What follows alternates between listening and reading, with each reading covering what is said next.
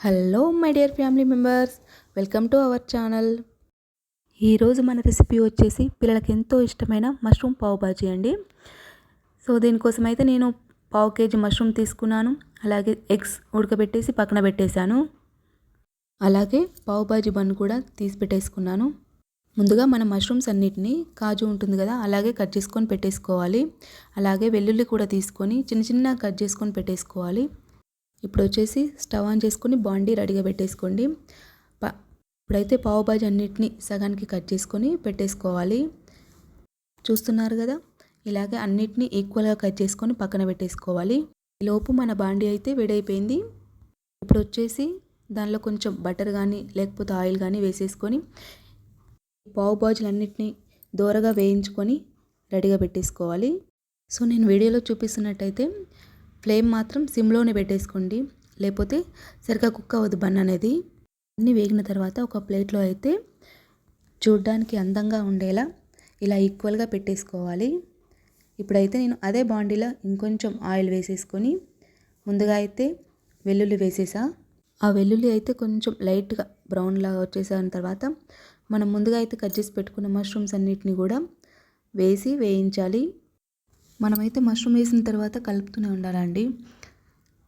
అవి వేగేంత వరకు మనం కొంచెం అలాగే పెప్పర్ పౌడర్ అనేది రెడీ చేసి పెట్టుకోవాలి. ఆ వీడియో అనేది స్కిప్ అయిందండి. కొందరైతే ఎగ్ ఇష్టపడని వాళ్ళు కూడా ఉంటారు కదా, సో అలాంటి వాళ్ళు ఎగ్ స్కిప్ చేసినా కూడా చాలా బాగుంటుంది రెసిపీ. ఇప్పుడైతే మష్రూమ్స్ మగ్గిపోయాయి కదా, లోపు పెప్పర్ పౌడర్ అండ్ ఎగ్స్ కూడా రెడీ చేసి పెట్టుకున్నాను. మష్రూమ్స్ అయితే ఆయిల్లో మగ్గాక కొంచెం సాల్ట్ వేసి కొంచెం బాగా కలిపేసుకోవాలి. సాల్ట్ వేసిన తర్వాత మష్రూమ్స్ అయితే బాగా కుక్ అవుతాయండి. ఇంకా మనందరికీ తెలిసిందే కదండి, మష్రూమ్స్ అనేవి ఇంత మంచి healthy food. Egg puffs, curry puffs కాకుండా ఇలా ఒకసారి అయితే పిల్లలకు ట్రై చేసి పెట్టండి. పిల్లలు అయితే డెఫినెట్లీగా చాలా బాగా ఇష్టపడతారు. ఇవైతే మొత్తం మగ్గిన తర్వాత లాస్ట్లో మనం పెప్పర్ పౌడర్ వేసుకొని బాగా కలిపేసుకోవాలి. అలాగే లాస్ట్లో కొంచెం బటర్ తీసుకొని దాన్ని కూడా యాడ్ చేసుకొని బాగా కలిపేసుకోవాలండి. ఈ బటర్ వేయడం వల్ల మష్రూమ్స్కి మంచి అరోమా వస్తుంది, అలాగే టేస్ట్ కూడా చాలా బాగుంటుంది. బటర్ వేసిన తర్వాత బటర్ అనేది మొత్తం మెల్ట్ అయ్యేంత వరకు కలుపుతూనే ఉండాలి. ఇప్పుడైతే మష్రూమ్స్ అన్నీ బటర్లో కుక్ అయిన తర్వాత ఇంకా చాలా సాఫ్ట్గా అనేది తయారైపోతుంది మన స్టఫ్ అనేది.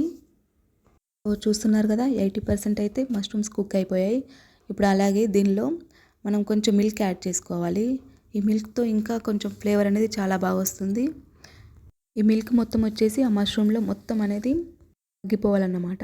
ఇప్పుడైతే నేను ఎగ్స్ తీసుకొని చిన్న చిన్నగా పీసెస్ కట్ చేసి పెట్టేసుకుంటున్నాను. సో చూస్తున్నారు కదా, ఇలా చిన్నగా అయితే కట్ చేసి పెట్టుకున్నాను, ఎందుకంటే పిల్లలకు తినడానికి మనం ఈజీగా చేయాలి కదా.